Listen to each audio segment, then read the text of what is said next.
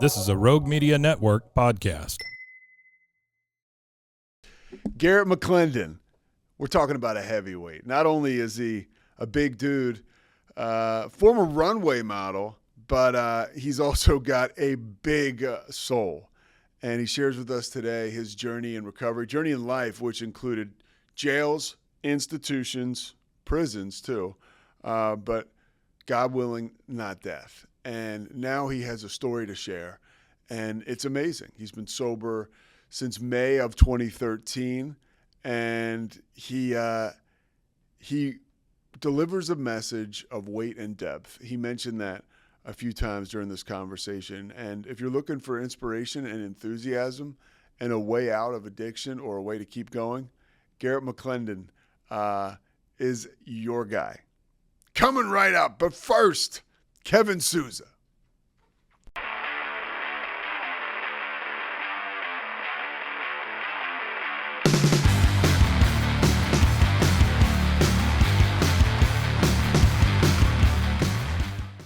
Yo, I gotta tell you something. So first of all, we're rolling right now. Okay. Sweet, dude. Sweet. So here's what I want to tell you. One, so while you're getting everything together because it's early in the morning out there, I hear the doorbell ring, and it's clearly to me that sounds like it was one of your son's friends, right? Ringing the doorbell at 9 a.m. out there in Southern California, like, and you were like the jolly old dad. Like I would imagine, like 12, 13 years ago, people are ringing your doorbell, Garet, and it's the interaction is not quite as light and warm and fuzzy.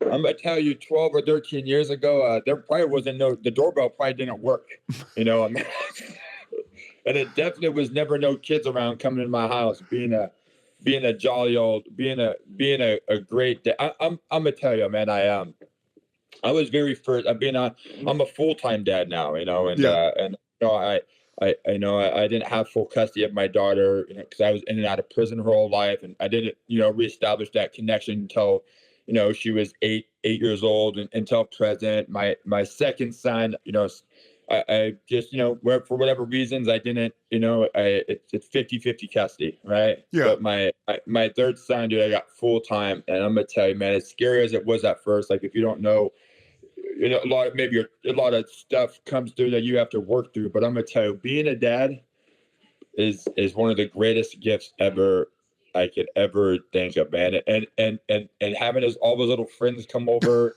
in the neighborhood, and they play in my I fix their bikes. I take them, you know. Well, I just got the feeling that your house is like that central point where people come and gather. It is central point, dude. They come over to my house, and I'm gonna tell you that there's sometimes that some of his friends, and they're young. This is like 5 to 7 range, you know. They literally just walk right in and like grab his, and I'll be sitting here watching news in the morning, and they'll come to my garage, come to my door. I'm like, what? And they like, oh, where's Axel at? Oh, he's not here. Oh, well, I'm just gonna grab this fire truck real quick, you know. And they'll grab his fire truck, you know. They walk back out. Oh, you know, and dude, I love it, man. That is growth right there. That is like, you know, it just like, first of all, to have my kid just out there in the neighborhood playing with other kids is just a great thing. He's not on video games. He's not, you know, he's not like isolated in his room. Like he's out there doing boy stuff with other boys in the neighborhood. You know, I gotta like put all my tools and stuff on a higher shelves, you know, and they keep all their stuff lower, you know, because they're in there grabbing my stuff, you know, and yeah, it's yeah, I love it. Hang on one second. Yep. I'm gonna take this light off. It's super bright. Oh, that one here? Sure. All right, so let's. I want to get to your story. I know a lot about it, but I guess, what was it, May of 2013? You get sober for good, right? One day at a time. March 17th of 2013, I arrive at another treatment center. Okay, so I want to know how we got there. Take me back to, you know, you grew up in Southern California, but you said it was like the desert. You never You never were at the beach. You Never. Yeah, I didn't go to the beach for like 15. I went to the beach one time in 15 years, yeah. and maybe even more than that. I'm gonna tell you, I grew up in Antelope Valley, Palmdale, Lancaster area. I come from, I didn't talk to my dad. I mean, my parents were divorced. I stayed with my mom. My sister stayed with my dad. The best of both worlds. My dad was, my dad was a very successful businessman, a normie, right? Just he was a man, and he got remarried. He was married for 35 years, remarried for 35 years. Great, salesman, raised a couple other kids, which I got, a couple stepsisters. Just a very honorable and man, and for some reason, like I was a mama's boy at heart, dude. And by the time I got to like 15, I was with my mom. My mom was into drugs and alcohol and lots of different men, and we moved around house to house to house. And by the time I was 15 years old, you know, I was in high school. I go to my dad's house. I drank. I party with my sisters. We go out and like I sleep and eat. I feel like I sleep and eat over there, and then I come back to my mom's house, and there was all kinds of chaos, and the chaos as it was is like that was a normal life for me, Yeah. like Did you find yourself kind of almost fitting right in there? yeah, just like that was just the normal life, in high school. Freshman year in high school is the year I went and the year I left, and at that point, there was homeless people in my backyard. I stayed with my mom in this place called Little Alcatraz, and we lived in the corner. My grandma lived in the unit next to us, and there was all kinds of people living in the backyard and throughout the front yard and around the complex. Um, and there was this kid that stayed back there with his dad. I mean, we're same age and build and height and stuff like that. We sort of like we hung out, but we didn't hang out. And we would swap out pants and shirts. We sort of, so we didn't like wearing the same stuff to school every day. And I I spent most of my time. By this time, I'm already using methamphetamine. I'm already smoking weed. I'm already drinking. And I'm not drinking so much. I'm really not smoking that much weed. And what that is I'm going heavy into the methamphetamine, and I disappear on my bicycle for 1 week, 1 day, 2 weeks, I don't know, 3 weeks at a time. And then this is in high school. This is high school, man. This is high school, man. And I sort of learned how to like hustle, man. And so I was out there just supporting my habit through my hustle.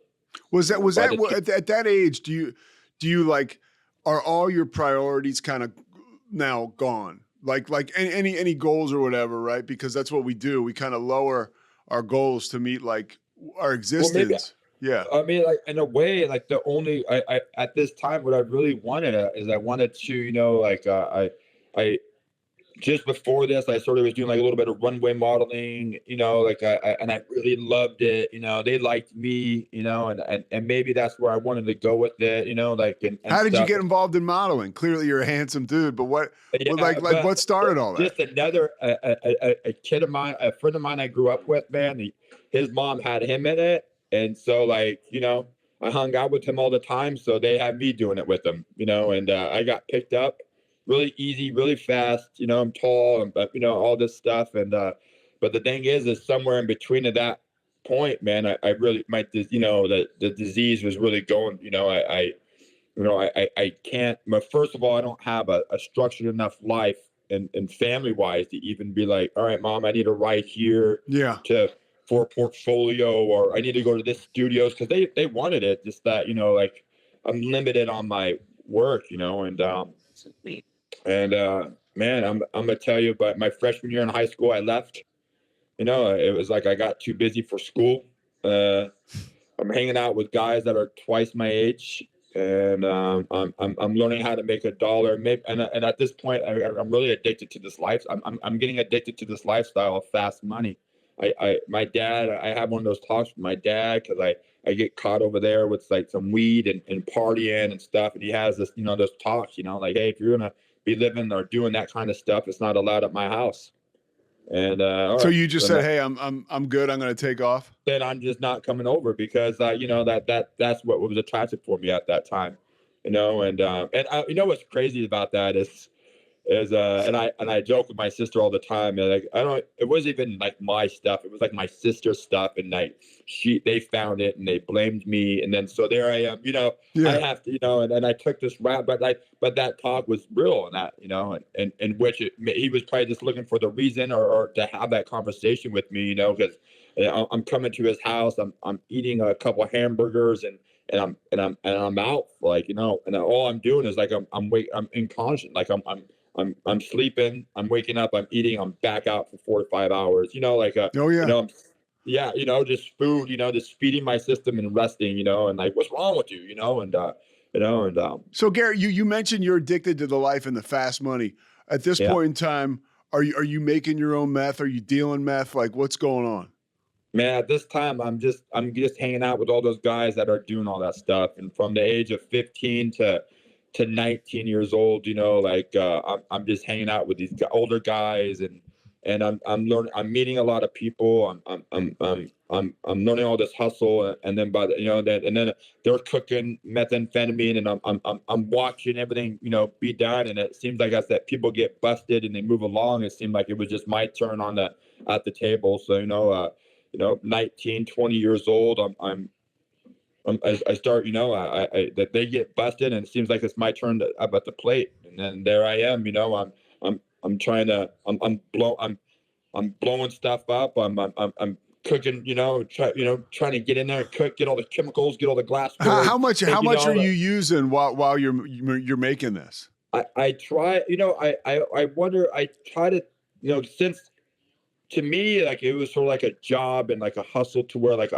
my addiction rate of me like doing it was, I was doing it, but like as you're making it or doing stuff like that, I had to keep that clear head. And so like I want to say at this time I'm at this controlling stage. Like I'm trying to control. I'm not saying I didn't do it. I'm trying to control it. Like I'm Yeah. trying to, like, all right, I'm just gonna a little bit in the morning. I still figure that if I'm eating and I'm going to sleep at night, and and I'm doing this, that like my head's still like normal, because I have an abundance to wake up to, and use, or just be like no different than waking up with a drink in the morning. There's that moment where we think we Yeah. figued it out. Like whether it's a window that's like closed or this much open, but yeah, right. It's such a mind fuck. And I'll tell you man, I go pretty hard, dude. The next day, I don't know like where I lost control and all this stuff went, but it really feel like by the time I was 21, years old, 22, 23, I get busted for manufacturing, and by this time I'm full fledged in the game, man. I love the hustle and bustle. I love the hustle and bustle of running around all night long, staying on the streets, the cars, the houses, the toys, all that stuff. Like it was just like I love that life. I'm So at addicted. a certain point in time, how much are, I mean, I know you probably can't put a dollar amount on it, but like life is good. Like, right. Like as far as like money's coming in. I remember this, man. I remember being like, I try never to sell my house, and I remember being at houses, and like I go to these trap houses, what you call them today, and selling drugs out of these houses. And I remember having like a twin mattress or a queen size mattress with a big old pile of money on it, and just having multiple people sweep through. You know what I'm saying? Just and this like blowing this whole neighborhood up, and then like and then going and just money, but and it was just, but it wasn't even about that money, like taking like bags of money or something like that and giving it to my mom, or just like going out and buying stuff. Like I was like literally, to me it was like methamphetamine was my money. There was nothing, a house, a car, food, or whatever you need. I could buy everything with this substance. Like money was cool, but like I really loved like having the substance that like that maybe it was just a control factor, Yeah. like that, because people are coming like and they want it and they give you like whatever, like whatever it want. Like I see these people who I became later at a gas station, just this in the disease, like, man, just I got it, and I'd be like, get away from me, you know what I'm saying?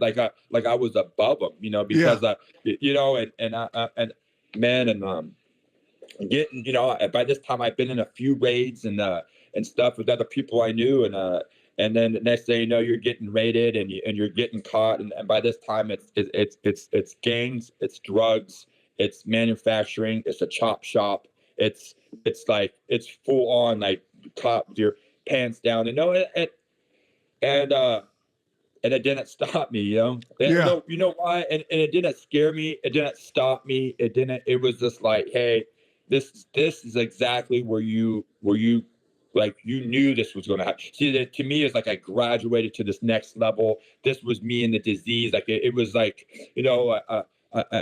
man, and I get out, man, and I'm gonna tell you, but I end up in a 4-yard in prison, Tehachapi State Prison, in a 4-yard. At 21 years old, 22 years old, 23 years old, I get out, man.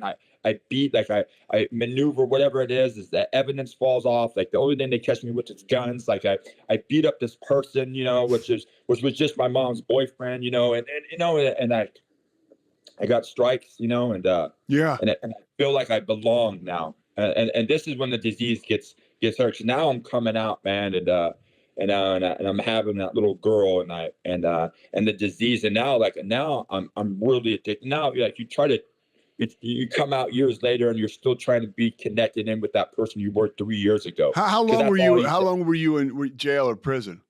I was in and out for the next 15 years. From Okay. that time, I was in and out for 15 years. Like I come out and draw as time progressed. I might have 6 months to I never stayed out a year. I mean 9 months. Does 6 now months. does it come to a point when it's just not, it's kind of like not that big a deal when you end up going back, or I never thought about none of that stuff. This is the thing, is that as time progressed, and I'm going out, I'm chasing that lifestyle.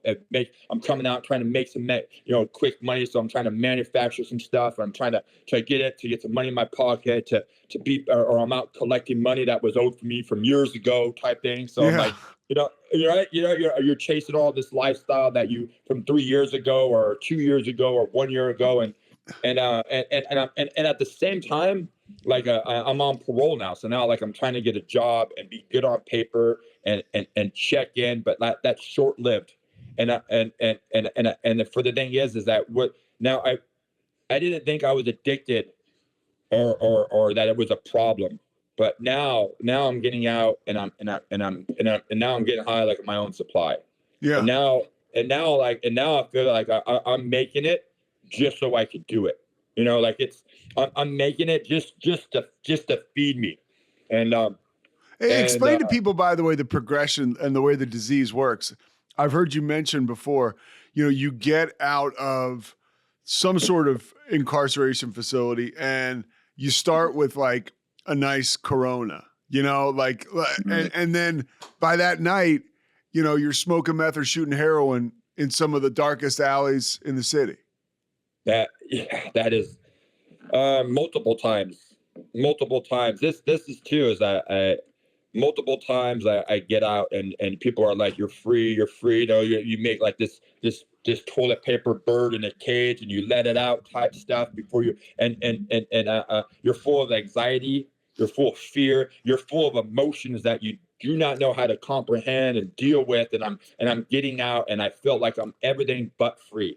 And what I am is I get out and I celebrate every single time. It didn't matter that first time I got out from Tehachapi State Prison to the last time when I got out of Delano State Prison. What I do is I celebrate. And I knew, and maybe this time I'll just take a drink. Maybe this time I'm not going to use. I'm gonna get a job. I'm gonna check in. I'm gonna do good. You're telling yourself this, but I get to a bus stop. I get a Corona. I open it up, waiting for my bus to go from whatever place I was over, to Antelope Valley, and I cracked that. And by the time I arrive in Antelope Valley, I wasn't thirsty no more. What I was is I wanted I wanted to feed that demon inside me, because what it is I just opened up the progressive, that disease, that mental illness, that obsession of the mind, right? Like I go from drinking to, man, I know what now, like maybe the drink hits too hard and I'm like, fuck, I know what can fix this, right? And Yeah. that's a little bump, and that's a little bump, knowing, and that's full unknown. The insanity is this full unknowing. As soon as I get there, and knowing that when I take that drink or I take that hit of weed, because I know that I got a problem with methamphetamine. I know 100% know. See, but I don't think I got a problem with alcohol because it's legal. It's legal. Yeah. Right. I don't think I have a problem with weed, because I mean, honestly, who has a problem with weed? You know, I'm thinking, right? Like it's the meth is my problem. And then the lies, if I'm only smoking it and I'm only snorting it, then I'm not that bad, because look at those people who put it in their vein, and I'm gonna tell you, I get out, man, and the first, like, I couldn't wait. I couldn't wait. Deep down, like, what was wrong? I'm irritated. I'm frustrated. Oh, nothing's working out right. The parole's my problem. If they would just listen to me, like, I get loaded, man. What I do is I start off and I run into somebody I know, and I put a taste in my mouth. And I'm gonna tell you, from the moment I put that taste in my mouth, all bets are off. And I don't care. I want to talk to my daughter, my family, my whoever it was, all the stuff that I wrote them and told them, and secure that, like, this time it's going to be different when I get out, man. It was never different.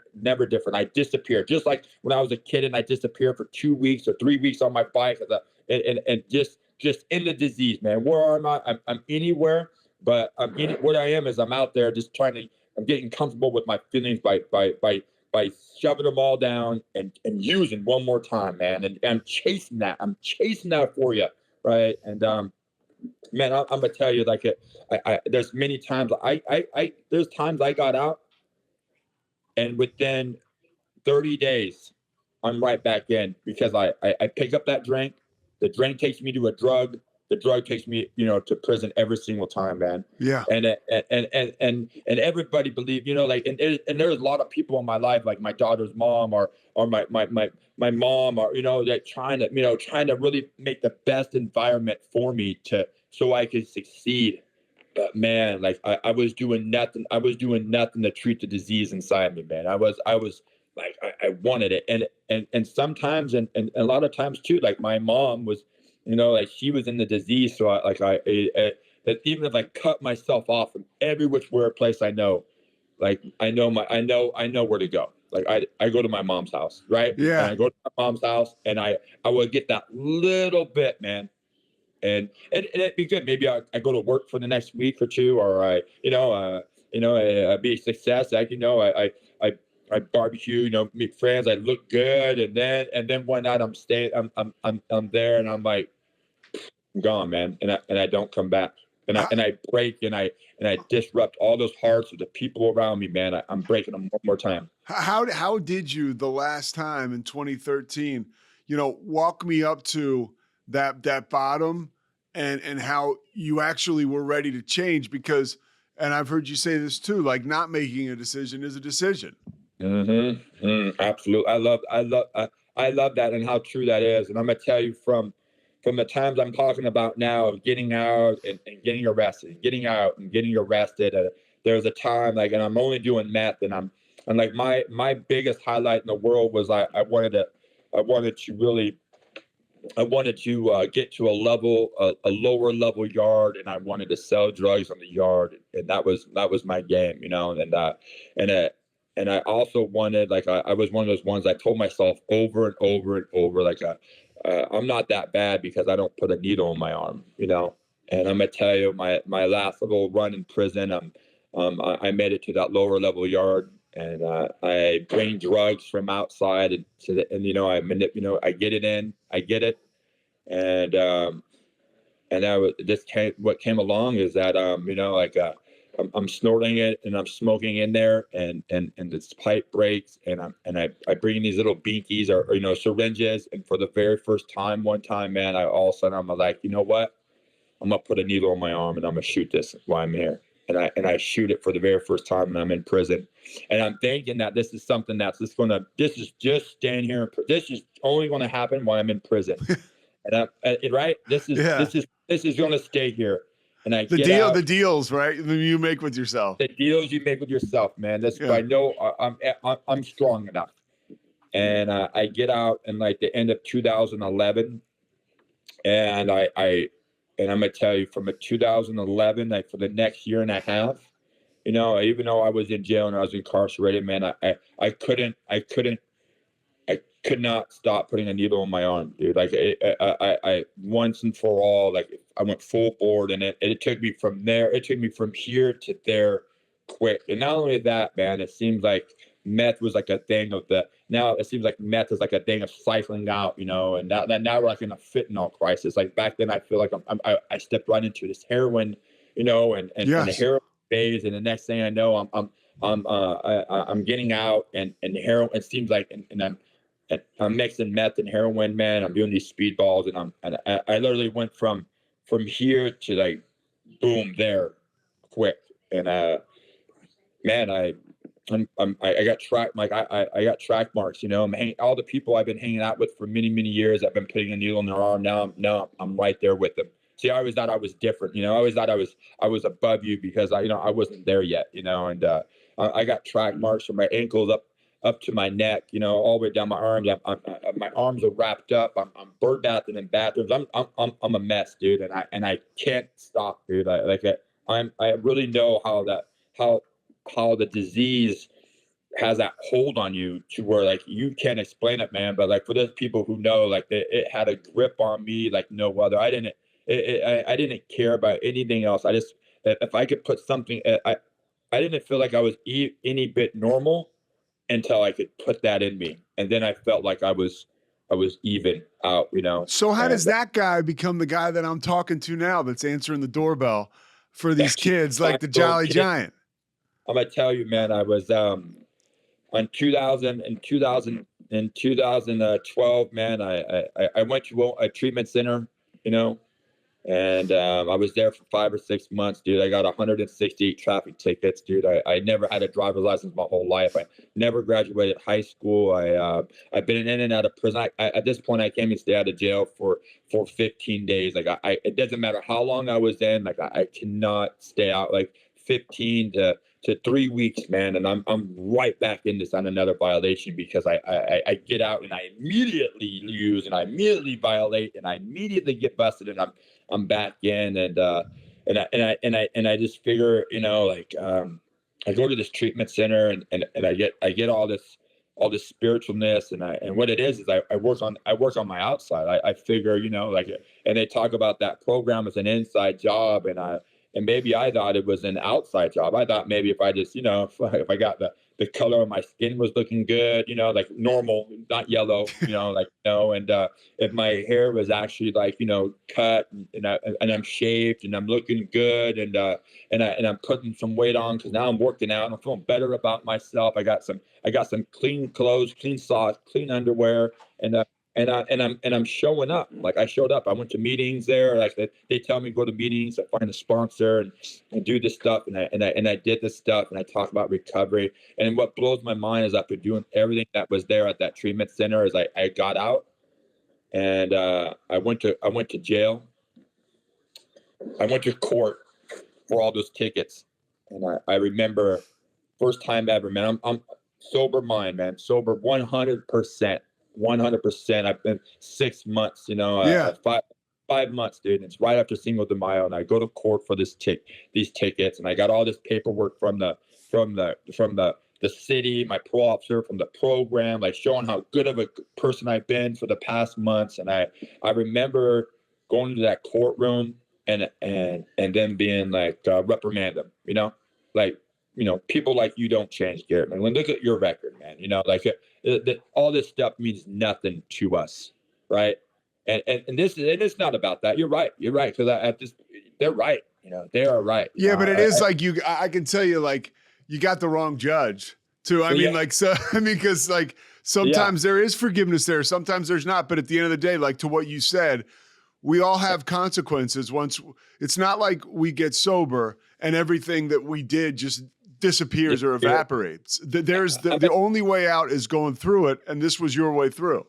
they talk about like those silent prayers. I remember I've never in my life in the past 15 years ever got cuffed up sober, clean and sober. Yeah. I'm coming straight from a program. I never walked into the front of a courthouse. I never got arrested. Like they reprimand me. They take me in the back. I'm gonna tell you, man. Like for the very first time, man, ever, I go inside there, and they put me in this holding tank before they drop me downstairs to get on the bus. And I'm sitting there in this holding tank on this concrete bed. I've been in this place many, many times. It's probably the same exact spot, but something was different, man. Like I really reached down to that prayer. Like, man, I maybe I had to do this. Had this little bit of sobriety, a little bit of sobriety in me to really experience this like that. That I really deep down inside me don't want to do this, man. And I'm gonna tell you, this is what happens for me for the next year, man.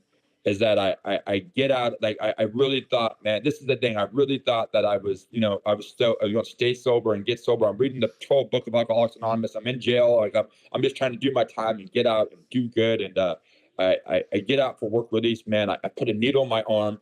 7 days later, I'm right back in the county jail where I just left, thinking, what happened? I do a little bit more county time. I get out on December like 28th of 2012. I get out, man.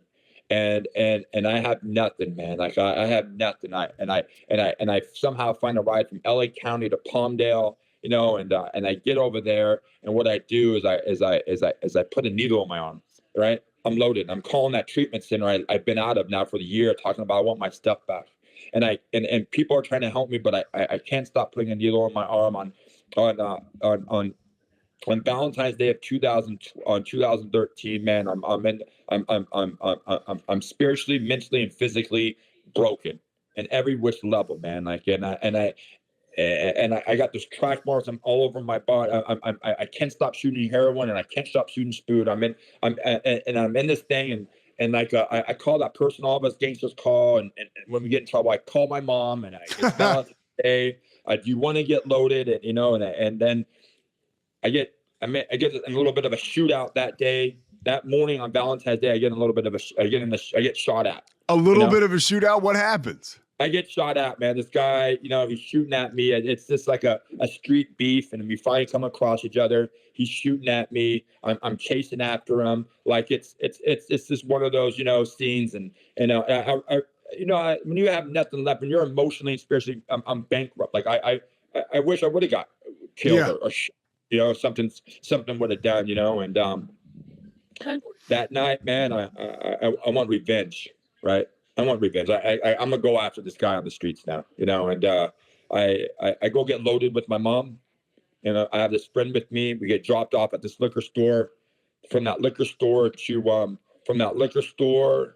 I walk to my hideout, which is just a place that everybody knows anyways. And an off-duty officer sees me, and he follows me over there, and they arrested me one more time, dude.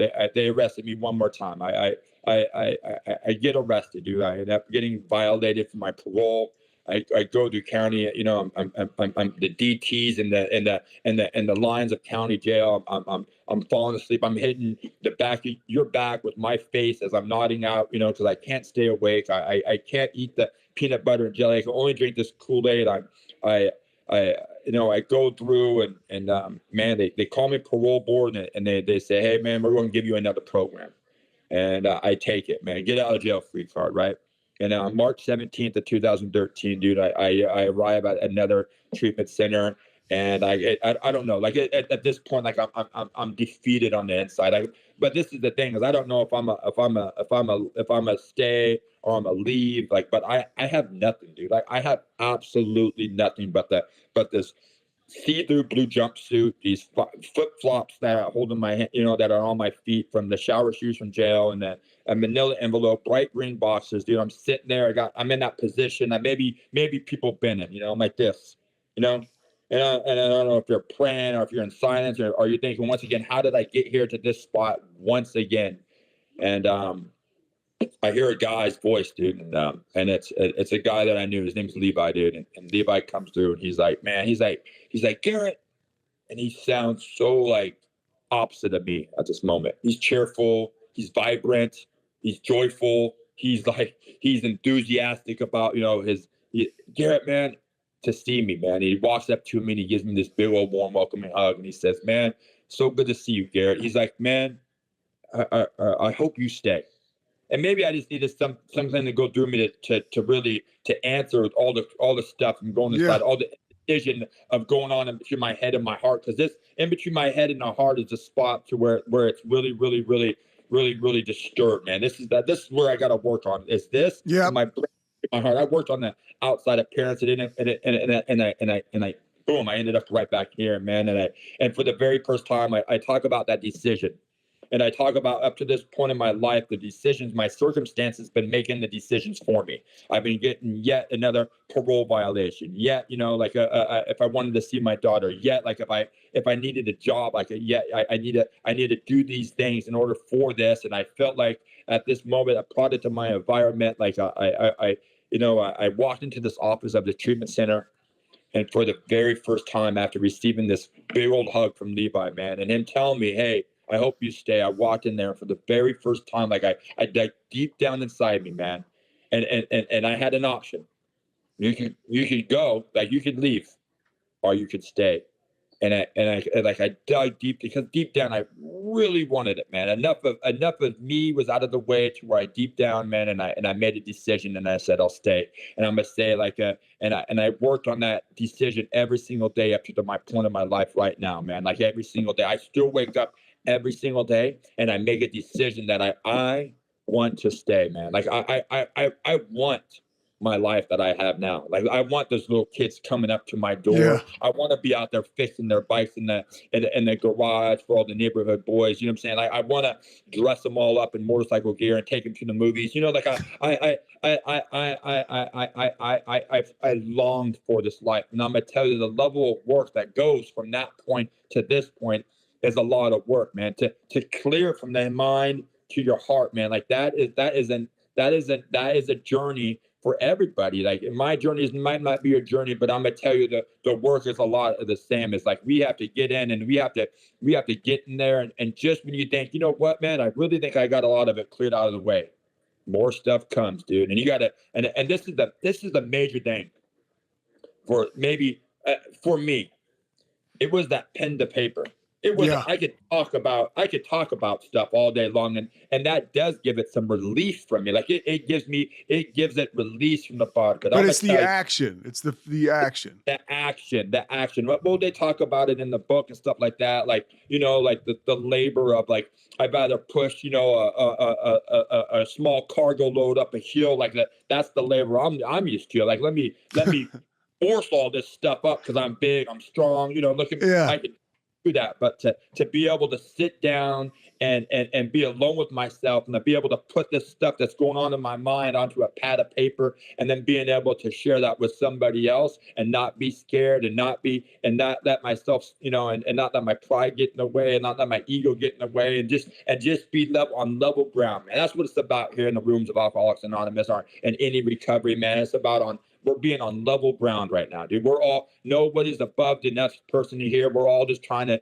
like our lives are all different, but deep down, we know that we're all the arm links, from that drink, hit, or fix inside of our system, man. And I come here, dude, and I'm talking about the lives that we get and the lives that we want and the lives that we thought we deserved and stuff like this. Is that the life and recovery, man, carry two different sides, dude.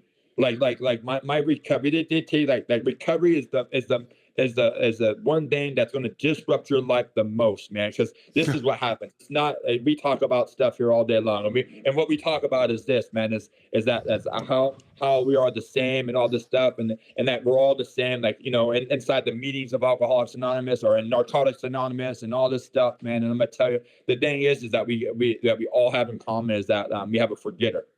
See, and I forget about the drink, hit, or fix that I had just before I got in here because my life gets really good. And the more life and the more life I get here, I really like sometimes you see it and we feel it. We maybe know somebody it happens to. It could be ourselves. Is that we know that like my life starts getting full here. When I came in here, like my life was looking very, very, very empty, right? How And did so you get it? How did you make it full again? Like, walk me through some of the things that you I were able feel to do. to this day, my life is filled, but my life is still full with Alcoholics Anonymous. See, my life, I haven't my program like that. Like that's my number one goal. My number one thing is I'm still putting pen to paper. I'm still active member. I still got a commitment. I'm still working with other alcoholics, man, because I that they bring me level, man. It's not because I got all this stuff that I'm above all these people that are in meetings now. It's that I have to bring my ego and my pride and all that stuff aside, and I have to sit down with the wounded, man, and know that I'm no different than I'm not that far away, man.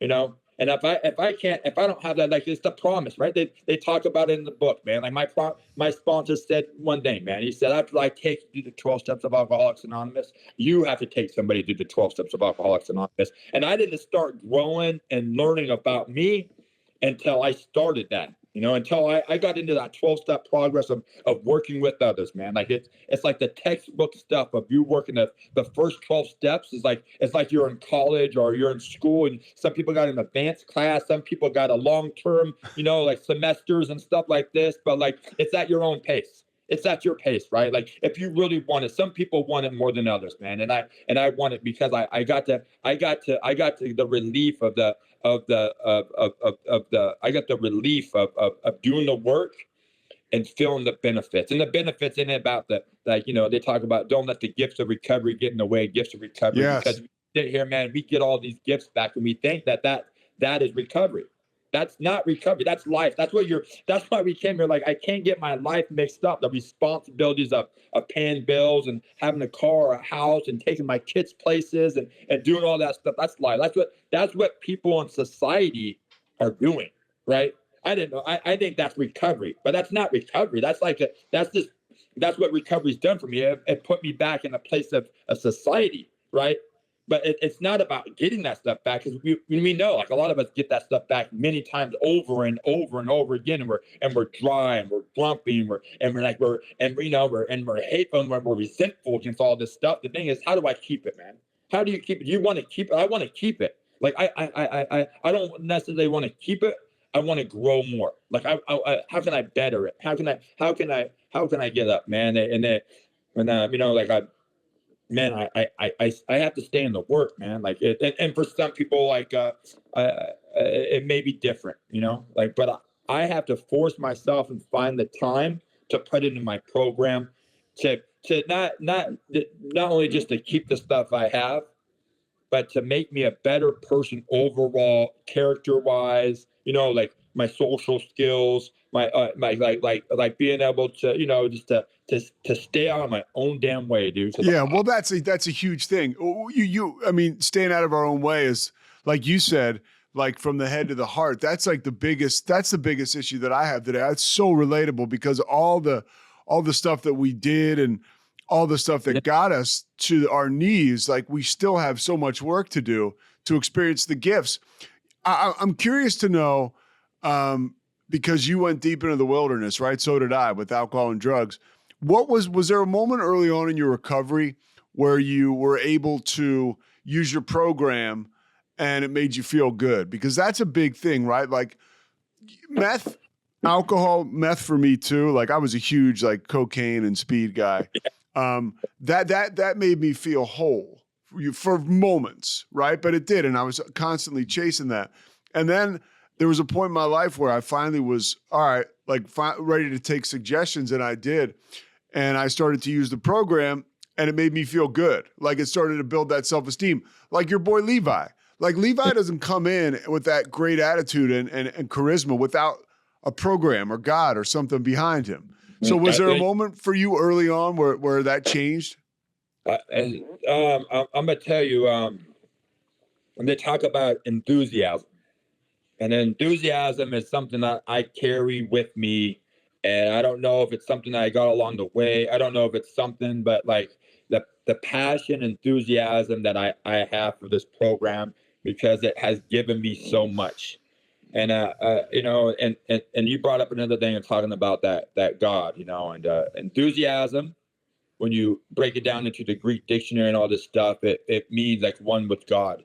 how come it is like when I go to and I speak or I share about recovery, like I get enthusiastic, like I get a burst of energy coming from my heart to my head to carry a message with depth and weight that that to be able to help another alcoholic, to let you know that like that we are not different, that we might come from different places, but but it like I get passionate about it because that the some people maybe never get that enthusiasm or that passion because maybe maybe their product of their circumstances has brought them differently than me. Like my circumstances, they talk about the family, or they're like they get it, they stay sober on a birthday a year, and maybe they're still working the steps, like it's good, but like the benefits, man, like the benefits of some, like actually doing the work as it suggests. I don't have to change nothing, man.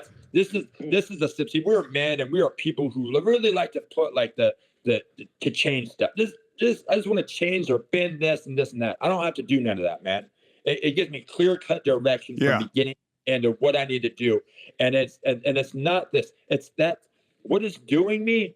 It's showing me the perfect 12-step program, and I'm doing it. I'm experiencing it, and someone, so I can become a teacher of it, man. And I'm gonna tell you, man, that like I my dad, I rebuilt that relationship with my dad, and he passed away, and something happened, man. Like I can't, man. And a year after that, man, that mom I love, like sometimes the people you love the most are the people you got to stay away from. I rebuilt that relationship with my mom, even though I was clean and sober. But it doesn't mean just because I'm clean and sober doesn't mean the world has to be clean and sober. And I still went there, and I practiced the love that I was taught here in the program of AA, to be able to carry that into people, because at the very least, man, like what it is I'm an example of this program. People see me from way back then and they see me now and they're like, damn, Garet was like, he was out there. Yeah. I was. And now you're a walking billboard for recovery, right? I'm a walking billboard recovery, and it's never really anything like we can say, like what we say is what we say. It's all from the book and us doing the work here. But what it is I'm a prime example of working the program and staying connected. That's the staying, right? That the progress of not like I never get this. I gotta stay continuously doing this work, man, because as I go here more, like and it's all about the level of freedom you want. How free do you want to be? Like I was in misery, I was pain. Still to this day, like I'm like it has worked in every aspect of the world for me. Every day of emotions, the therapeutic to like all this stuff, and still stuff pops up. And you're talking about recovery, right? The 12 steps. I'm talking about recovery, the 12 steps of Alcoholics Anonymous, and 12 steps and working like this basic program has worked in all areas of my life, man. And it continues to work because I don't disregard it, man. No matter how busy my life is and how full my life is, I don't bury it, man. But you brought up a very, very big thing. You brought up God, man. And I'm gonna tell you, I didn't come in here as like, oh, God, or shouting from like the cliff's edge, like God save me, or anything like that. It wasn't like I was very like it was just like whatever, like but I'm gonna tell you, as the more time I put in here and the more work I did, and as much as I'd be like I say it, but I really wasn't feeling it, man. But I hung around with these people with big gods, dude, and I asked them, and I thought they'd be lying, man. I'd be like, man, like, do you really pray every day? Like, do you really get on your knees out of bed and pray every single day? Like, I don't get that, like that is really bothered. Like I don't get that because I don't do that, right? Like I can understand waking up, I'll have a 5 seconds of a thank God for my day, and I'd be out, like like and so like but things started happening in my life that were nothing other than God, you know what I'm saying? And they say that like it's crazy, like you either find God or you won't, but you won't know the difference, like right, until all of a sudden the time comes where you needed God, and that you haven't found him, so he's not there for you to tap into. There's been many times that when the times comes, like when, like you're faced with the turmoils of life, and I'm gonna tell you, I have found a God or a higher power here in the room by doing It's the quite the work. muscle to be able to flex when, It, and then it's it, like that. Okay, it's that muscle memory. I have this connection. I have this connection because that's the connection that you need. That's gonna that your phone's gonna be too heavy to pick up. Like that. That's the connect. That's the power you have to connect into or tap into when that moment of alcohol or drink, and because that's just the all of a sudden it's way before it's way before we tap into like, oh, I just took a drink or I just took a Yeah. shot. Way before, like it's that I tap into this power greater than myself, and I call it God. And I'm gonna tell you, it strengthened when my dad died. It really strengthened when my mom died. And I just really like continue to like I was really like thought meditating and stuff, like I thought I knew how, but I honestly got into yoga. And then one day the instructor was like, do you want to stretch or you want to meditate? And I was like, well, let's just do a little, meditation, right? And I'm gonna tell you, it brought on a new meeting. And then every time I'm meeting up, like, all right, you want to stretch or you want more meditation, more meditation. And I'm gonna tell you, I got into, and what I did is I put all my prejudices aside, and I learned something new, man.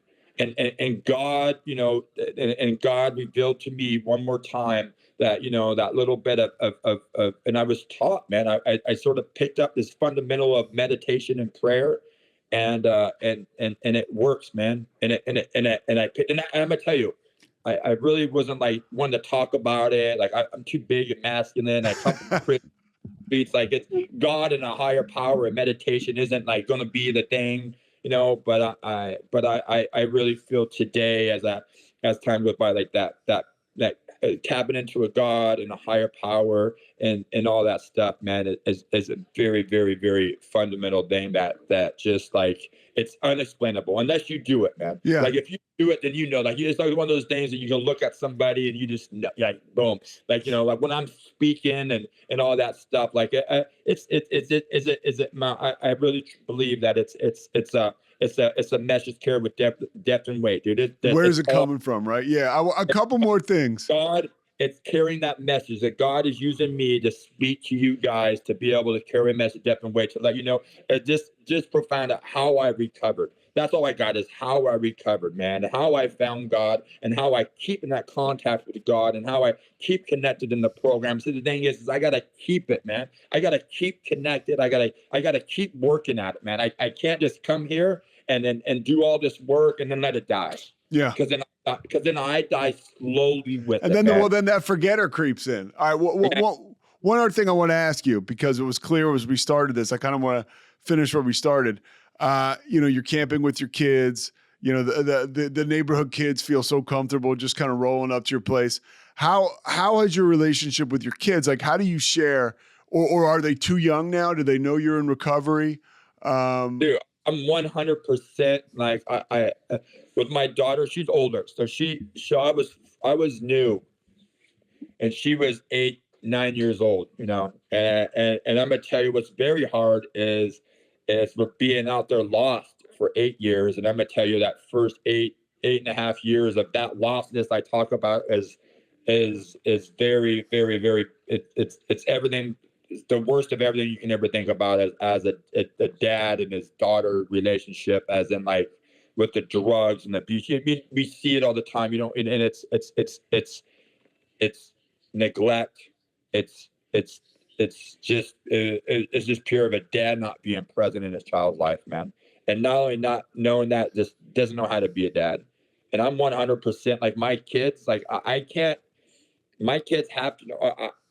If I live a life of recovery and like I preach it, I talk about it. It's in my house. It's my way of life. That my kids have to know about that.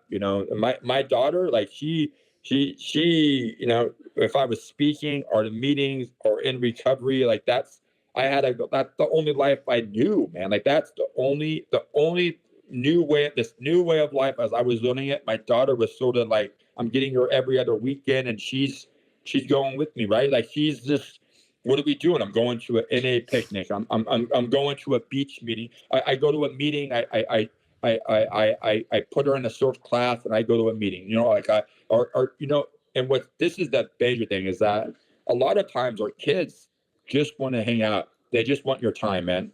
And it doesn't have to be like an amusement park. It doesn't have to be movies. They just want to know what their parents are doing. And I couldn't hide.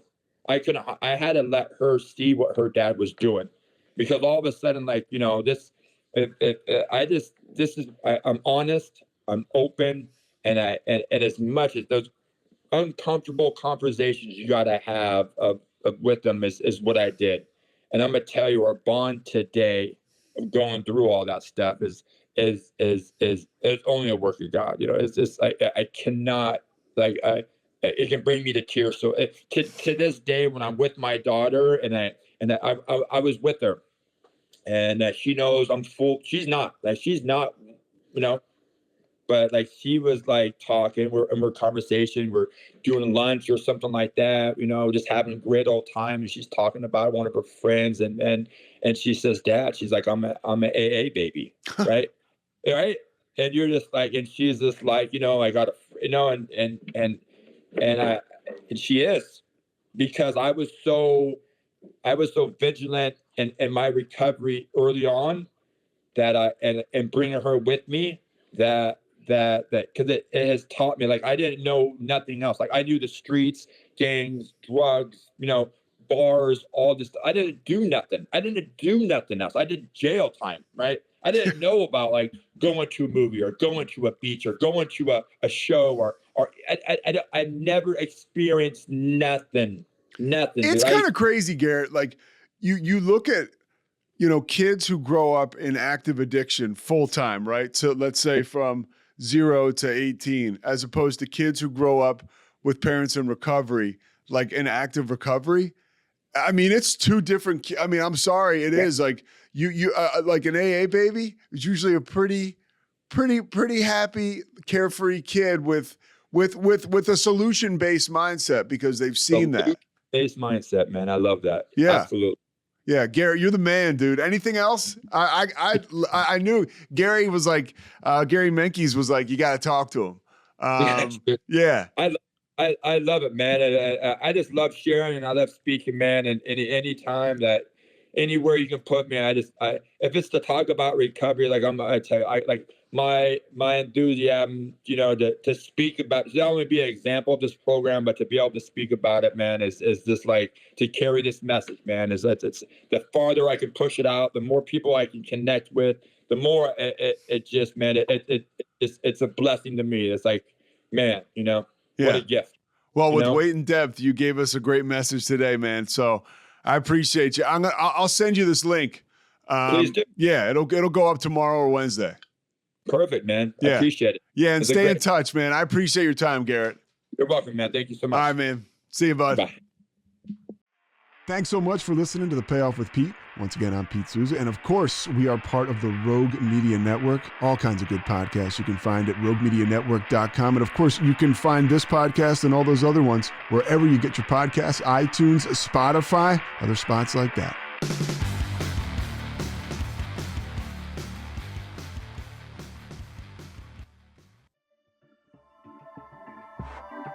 This has been a Rogue Media Network production.